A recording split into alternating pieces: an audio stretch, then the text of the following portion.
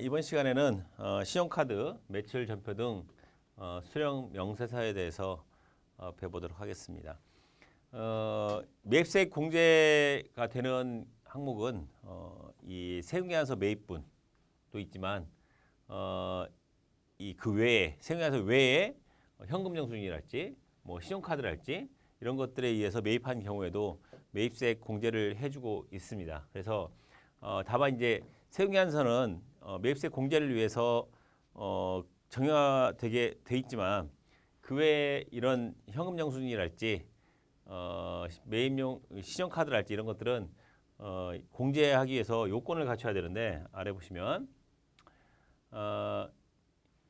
첫 번째 공제 요건으로 사업자가 3회 업종에 해당되지 않는 3회 업종이라는 것은 여러분들 페이지에 보시면 이 옆 페이지에 나와 있는 간단히 먼저부터 보시면 여기에 해당되는 세금계산 발급 금지 업종 사업자로부터 받은 신용카드 전표가 아니어야 돼요. 그러니까 목욕 이발 미용업 같은 경우, 그다음에 여객 운송업, 그다음에 입장권을 발행해서 경영하는 사업이랄지 의료법에 따른 뭐 이런 면세에 해당되는 경우, 이런 경우에는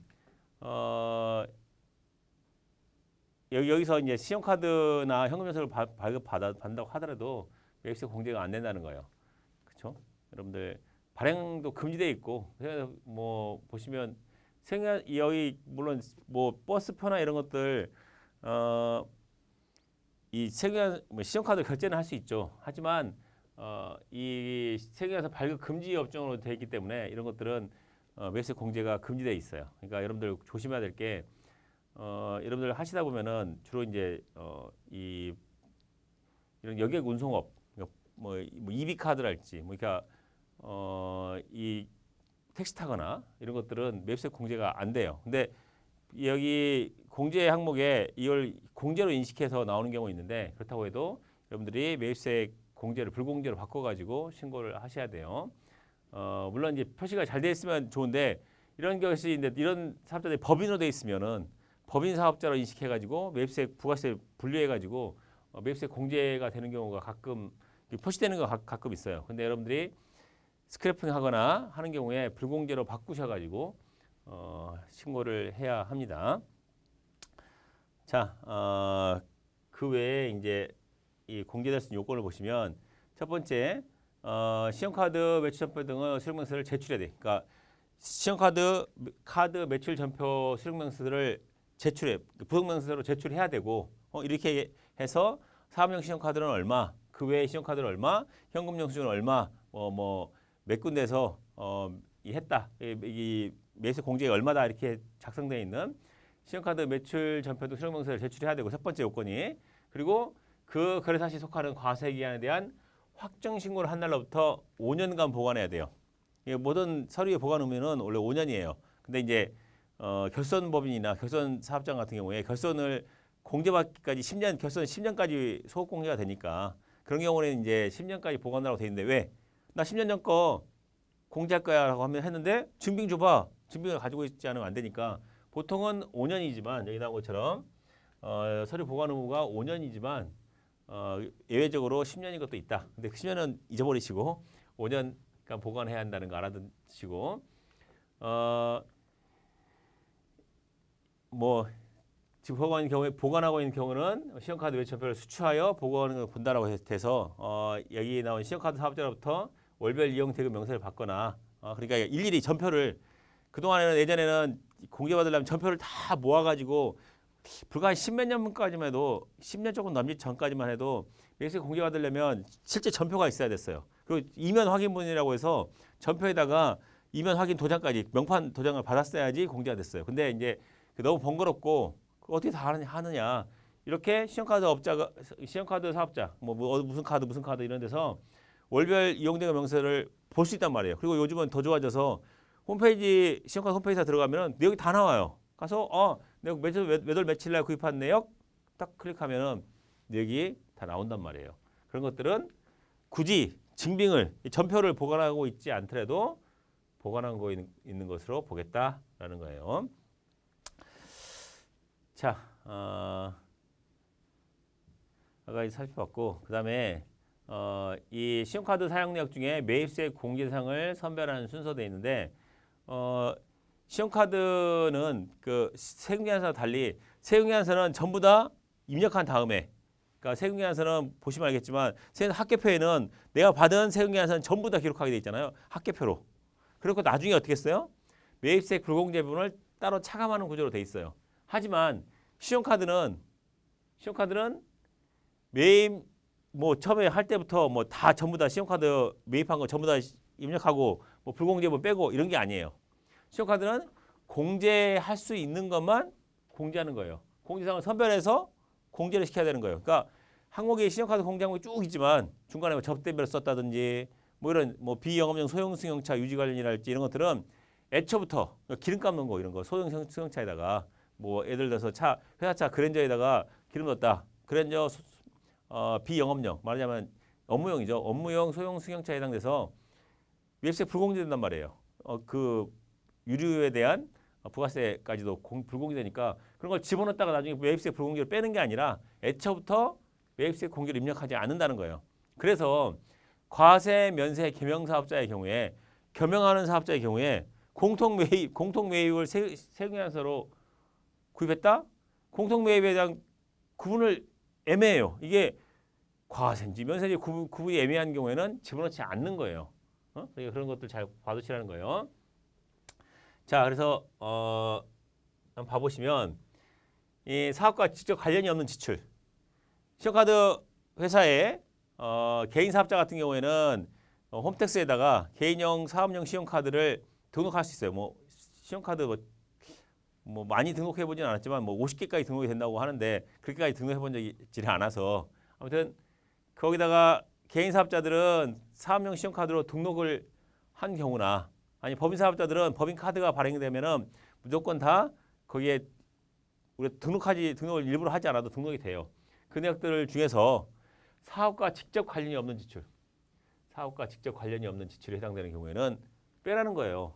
사업과 관련이 오직 매입세 공제되기 위해서는 사업과 관련하여 매입해야 되는 건데 사업과 관련이 없으면 매입세 공제를 안 해주겠다는 거죠. 여러분들 매입세 불공제 요건하고 같아요.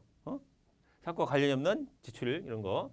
그다음에 부가세 면세 제한화 영역이 될까? 면세는 당연히 안 되는 거고 면세는 부가세 구분이 되지 않겠죠. 그리고 간이가사자 역시 간이가사자는 공급 대가 공가액에다가 부가세가 별도로 구분되어 있지 않기 때문에 공급 대가로 되어 있으니까 당연히 이것도 역시 매입세 공제가 되지 않습니다.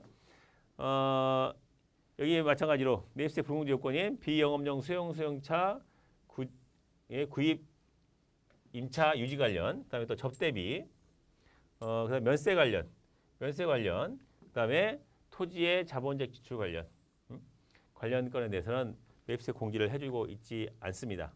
그러니까 그리고 또 하나 더 덧붙여서 조심해야 될 게 세금계산서도 발행받았는데 대금결제를 카드로 했어요.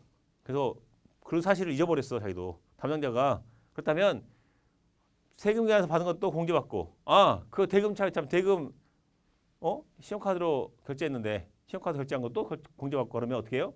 중복 공제가 되잖아요. 그러면 볼 때 여러분들 금액이 뭐 여러분들 그 세금계산서는 일부러 어떻게든지 다 입력을 해야지만 신용카드 같은 경우에는 보고 거래처 중에 세금에서 발행된 거래처가 중복된 데가 있으면은 의심을 해봐야 한다는 거예요. 혹시나 세금계산서 발급받는데 신용카드로도 매입을 했다? 뭔가 중복되지 않았을까라고 해서 찾아보고 중복분인지 확인해야 한 다음에 중복분이라면 차감하고 그러니까 아예 매입세 공제 대상에 집어넣지 말아야 한다는 거예요. 자, 그 다음에 타인 명의의 카드 사용 시 공제하는 의미인데 그러니까 타인이라는 것은 개인 사업자 같으면은 사업자 본인이랄지, 그다음에 본인의 가족이랄지, 그리고 법인 사업자 같은 경우에는 법인 카드가 아닌 법인의 임직원, 직원들의 카드 같은 경우에는 종업원 또는 가족 명의 카드를 사용한 경우에는 어떻게 사업과 직접 관련이 있으면 사업과 직접 관련이 있고 객관적으로 그 내역이 확인된다면 공제가 돼요. 공제가 된. 그러니까 굳이 법인 카드가 아니어도 공제가 된다는 얘기예요. 하지만 그 외에 가족이나 종업원 또는 가족이 아닌 경우에 종업원이나 가족이 아닌 경우 말하자면 종업원이나 가족이 아닌 경우에 타인의 신용카드를 사용한 경우 급하니까 일단 일단은 뭐 알고 지내는 친구 야 내가 카드 한도가 찼어 야, 친구 거 해서 한다? 가족 또는 종업원이 아닌 경우는 안 된다는 거예요. 매입세액으로 공제되지 않는다는 거예요. 왜냐하면 그렇게까지 허용해주면은 남의 신용카드 다 가져다가 매입세액 공제하고 우리 사업에다가 사업 관련됐다고 우기면은 어떻게 하냐 이거죠. 그런 점을 감안한 면도 없지 않아 있습니다. 그러니까 타인명이 원래 사업용 카드로 등록되어 있거나 혹은 법인카드이거나 혹은 법인카드 등록된 게 아니라면 이 여기 나온 종업원이나 가족명의 카드가 아니라면 그것까지는 공제를 해주는데 그런 경우가 아니면 공제를 해주지 않겠다. 그래서 아예 집어넣을 때부터 입력하면은 공제로 입력하면은 안 된다는 거예요. 자, 그다음에 보면 알겠지만 세금과세를 발급받고 신용카드로 결제한 경우에 이 경우에 이중으로 공제될 수가 있기 때문에 이런 경우에는 뒤에 가서 이제 이 설명을 해드리겠지만 이 신용카드 사용분에 대해서 이 세금 계산서를 발행했는데 이제 발행자 입장이죠. 여기 이제 수취하는 입장이 아니라 발행자 입장에서 뒤에 나오니까 그때 가서 설명해드리도록 하겠습니다. 왜냐하면 발행한 사람 입장에서는 이게 매출이 중복으로 잡히는 경향이 있어요. 그러니까 중복으로 잡히면은 매출을 두 번 세금을 더 내는 경향이 있잖아요. 반대로 이제 매입받는 입장에서 두 개를 중복으로 했다? 그러면 나중에 중복되어 있는 것에 대해서 나중에 소명하라고 연락이 와서 가산세를 토해내야, 그러니까 물론 본세는 원래 더 납부해야 해야 됐을 거고 가산세까지 더해서 납부해야 되니까 그 점 조심해서 특별히 세금에서 신용카드가 이중으로 공제되지 않았는지를 반드시 확인해서 하셔야 합니다. 신용카드 매출 전표 등 수령 명세서를 보시면 이 네 번째 있는데 조회를 하시면 조회 기간을 선택해서 조회를 하시면 이제 여기 내용은 없지만 이걸 인쇄된 화면을 잠깐 보기 위해서 보면은 이런 식으로 해서 사업용 신용카드 매출 전표 등을 수령한 경우에 현금 영수증이랄지 그다음에 사업용 신용카드랄지 그 밖에 신용카드에 입력된 내역이 표시가 돼요. 근데 현금 영수증이나 사업용 신용카드는 그 내역이 홈택스에 저장이 되어 있기 때문에 아래에 그 밖 내역이 쓸 필요가 없어요. 근데 8번에 그 밖에 신용카드는 뭐라고 돼 있어요? 그 밖에 신용직불, 뭐 김영식 선불카드 이런 내역들은 아래 내역들이 쭉 적어져요. 카드 번호는 몇 번이고 어디서 이제 사업자 등록번호겠죠. 어디서 매입했으며 거래건수는 몇 건이고 공급가격 세액은 얼마인지를 일일이 구분되게 돼 있어요. 그러니까 교재도 보시면 교재도 이런 식으로 기간을 선택하면은 기간의 내역이 입력되어 있게 나옵니다. 자, 이렇게 사업용 신용카드에 대해서 뭐 혹은 현금 영수증에 대해서 하는 우리가 입력하는 방법은 여러분들이 이 교재를 보시면 교재가 아니라 그 화면을 보시면 이 전처 입력 및 기초장부 관리에서 아까 전자세금에서 본 것처럼 구세청 사업용 신용카드 입력하는 것처럼 이렇게 내역을 신용카드를 불러오기를 통해서 신용카드 한번 불러볼까요? 신용카드 불러오기인데 이건 이 세금계산서나 이거 세금계산서 전자세금계산서나 전자계산서와 달리 이 보시면 알겠지만 아이디와 비밀번호가 우리 세무대리인의 공인인증서로 들어가는 게 아니라 반드시 회사 우리가 맡고 있는 이 회사의 홈택스 아이디하고 비밀번호에서 들어가는 거예요. 그러니까 불러온 것 자체가 아까처럼 전자세금계산서처럼 우리의 공인인증서로 가서 세무대리인 입장에서 긁어 오는 게 아니라 이거는 회사 입장에서 들어가서 그 자료를 스크래핑 해오는 형식으로 돼 있어요. 그래서 뭐 일기 확정이다라고 한다면 예를 들어서 확인해서 하면은 조회하시겠습니까? 조회하면은 홈택스에 접속해서 내역을 끌고 와요. 이런 식으로. 그래서 지금 역순으로 되어 있는데 이런 식으로 끌고 와서 확인하시면 돼요. 이렇게 아까처럼 초록색으로 되어 있는 것들, 그다음에 뭐 뒤에 노란색으로 되어 있는 것들이 있는 건 있는데 이렇게 내역들을 보고 교재에도 잘 나와 있지만 이 내역대로 스크래핑 해온 내역을 우리가 이걸 가지고 공제, 불공제를 바꿔 유형해서 좀 더 키워서 봅시다. 이거 화면이 워낙 작아서 다 보이진 않습니다만 여러분들 이제 여러분들은 실제 할 때 전체 화면을 띄우면은 그래도 이만큼 다 보여요. 근데 지금 여기는 지금 이 촬영을 위해서 노트북에다 하다 보니까 내용이 다 보이지 않는데 이게 스크롤 바를 이렇게 밑으로 옆으로 왔다 갔다 하면은 내용이 보이니까 감안해서 보세요. 그래서 이전에 이렇게 구입한 내역이 있으면 이렇게 계정이 이미 붕괴가 되어 있어요. 내가 이 회사에 전에 신용카드를 구입한 내역이 있으면 내가 그때 했던 계정 과목으로 이렇게 붕괴가 되어 있단 말이죠. 하지만 전에 했던 내역이 재현했던 거래처가 아니다라고 한다면 구분이 안 돼 있고 여기 공제, 불공제 여부도 공제를 홈택스에서 여기 여러분들 교재 보시면 교재 내역에 나와 있는 것처럼 이 홈택스에서 있는 뒤에 있는데 홈택스에서 일일이 들어가 가지고 이 내역을 바꿔주세요. 여기 보면 홈택스 사업용 신용카드 매입세 공제 확인용 변경 메뉴 보시면 이렇게 회사가 들어가서 이 사업용 신용카드 내역을 공제, 불공제를 원래대로 한다면 회사가 공제되고 불공제되는 내역을 바꿔줘야 돼요. 그러면 우리는 그것을 그 자리로 그대로 갖다가 공제, 불공제 하죠. 근데 사실 우리한테 맡기는 회사 중에 그렇게 이걸 공제, 불공제 바꿀 수 있는 회사가 몇 군데나 될까요? 그래서 그러다 보니까 우리가 세무 사무실 입장에서 공제, 불공제 바꾸는데 여기 일일이 들어가서 우리가 아이디 그 당해 회사의 아이디 패스워드로 들어가서 바꾸려면은 시간이 많이 걸리는 경우가 있어요. 뭐 한 달이면은 뭐 사용 건수가 1000건이 넘는 뭐 몇천 건씩 되는 회사도 있는데 그렇게 바꾸려면은 너무 힘이 드니까 물론 그렇게 바꿔서 해서 빨아들여야지 나중에 오류가 없지만 일단 신고를 위해서만 부가세 신고만을 위해서를 한다면 일단 불러들인 다음에 여기서 공제 불공제를 수정할 수가 있어요. 불공제 어떻게 수정해요? 아래 하단에 보시면 공제는 2번을 불공제는 1번을 입력해서 바꿀 수가 있어요. 막 여기 있는 것처럼 여기 공제로 되어 있는데 불공제로 바꾸고 싶다라고 한다면 1번 이렇게 눌러주시면 불공제로 바뀌어요. 공제한다 그러면 2번 눌러주면 공제로 바뀌게 되고 자 근데 이걸 일일이 지금도 보면 알겠지만 지금 뭐 몇 개나 돼요. 이게 보면은 엄청 많죠. 이걸 언제 뭐 합계 115건, 115건 별로 되지 않습니다만 많아 보이는데 이걸 일일이 다 공제 불공제를 바꾸려면 좀 비효율적이에요. 이걸 보면서 그래서 어떤 식으로 하느냐 뭐 교재도 있지만 이 거래처 이름으로 해서 거래처 이름으로 소팅을 거래처 누르면 거래처 이름이 소팅이 돼요.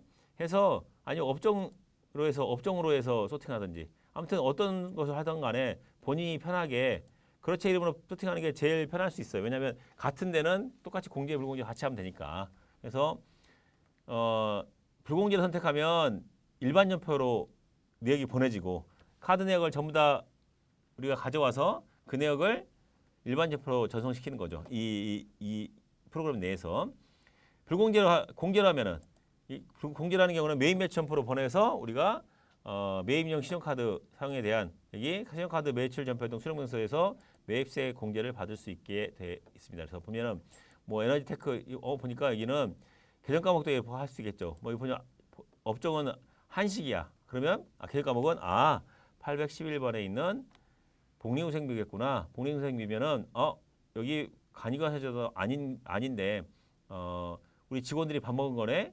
직원들이 밥 먹었으면 불공제가 아니라 공제해야겠네. 그러면 공제로 하나의 유통에서 복리후생비를 사용했다 이거죠.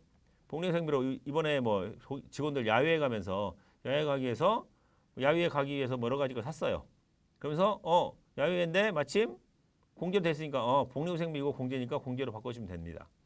근데 아래에 있는 소모 에너지 뭐 에너지 앤 테크 놀러지 뭐 이런 것 같은데 이 회사 같은 경우에는 유류비 우리 회사가 뭐 트럭이나 이런 그 공제되는 수용차를 가지고 있거나 그러면 상관없는데 불공제는 매입세 불공제는 비영업용 소형 승용차의 구입이나 유지를 위해서 이런 유지비가 들어갔다면 어떻게 돼요?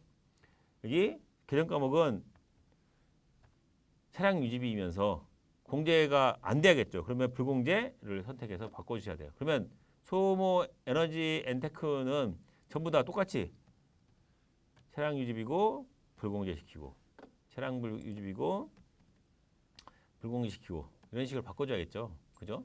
이렇게 제가 해보니까 개정 과목 이름으로 해서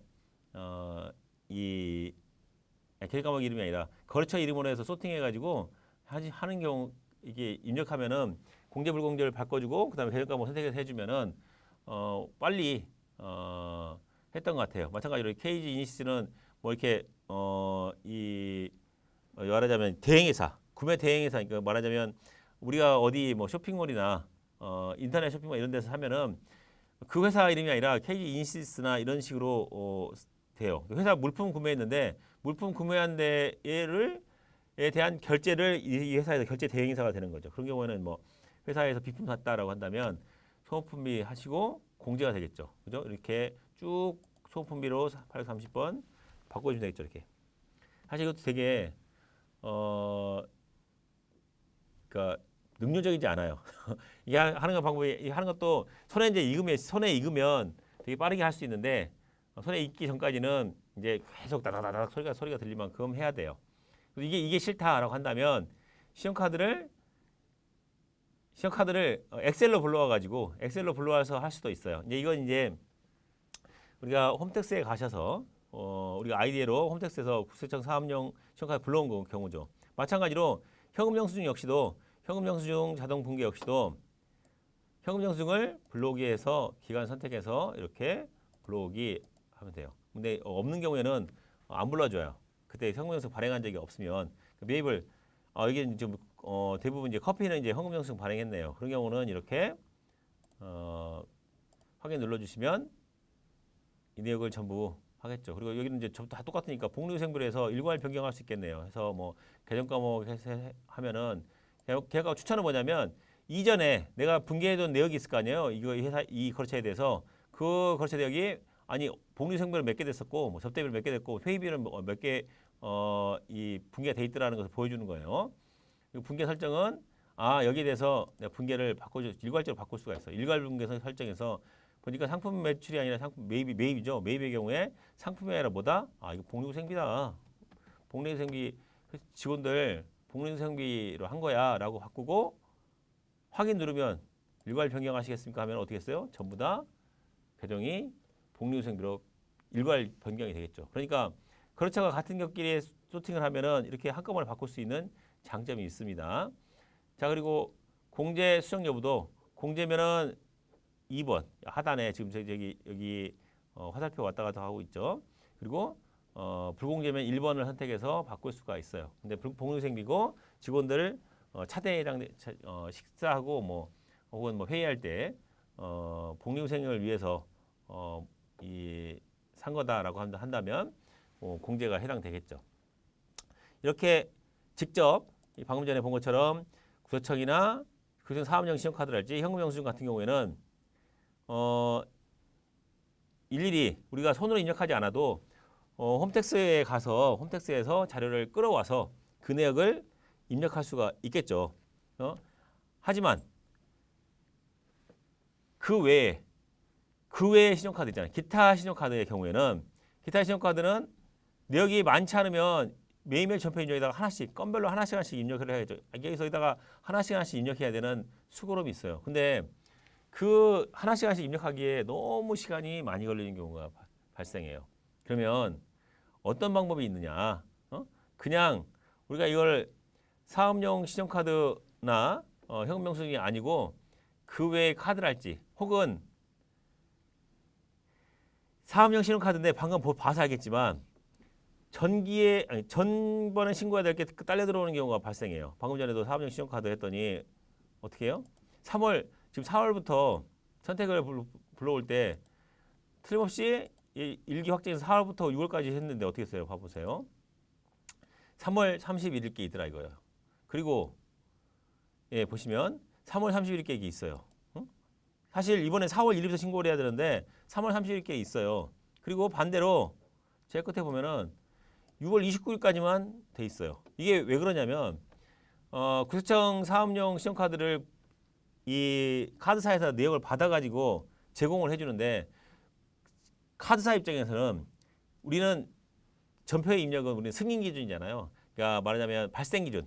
행위가 발생해 있었으면 그 과세 기간으로 해서 신고를 해야 되는데 여기 카드사는 자기가 승인한 일정 기준이에요. 그러니까 실제로 이 내역을 뭐 29일 날 뭐 예를 들어서 이거 예를 들면은 29일 날 구매를 했지만은 승인은 30일 날 난 거예요. 반대로 여기 31일 것은 3월 31일 것은 3월 31일 날 저녁 때쯤이랄지 오후 날지 이럴 때 결제한 것은 카드사에서 첫 시스템적으로 처리할 때 승인이 그 다음날 4월 1일자로 된 거예요. 그러다 보니까 여기 승인일과 실제로 그 행위가 일어난 날하고는 차이가 있다 보니까 이 구세청에서 오는 자료가 며칠씩 차이가 나는 경우가 있어요. 근데 이게 금액이 얼마 안 크고 작은 경우에는 무시하고 할 수 있지만 그게 많다, 그게 함께 많다라고 한다면 다른 방법을 선택해서 할 수밖에 없죠. 어떻게 손으로 입력한다든지 아니면 거래처에서 그 내역을 받아서 해야 돼요. 엑셀로 받아서. 그러니까 이런 사업용 신용카드랄지 현금 영수증이랄지 이렇게 스크래핑 해올 수 있는 것은 스크래핑 해오고 그 외에 개인용 신용카드랄지 그러니까 종업원과 이 가족 카드랄지 이런 것들은 우리가 일일이 금액이 별로 안 되고 몇 장 안 되면은 금액이 크고 몇 장 안 되면은 그냥 손으로 입력할 수 있는데 그렇지 않고 많다라고 한다면 여기 별도 나와 있는 회계관리에 나와 있는 기타 매입 매출 전표 전송으로 하셔야 돼요. 이 내역은 바로 이어서 설명해 드리도록 하겠습니다.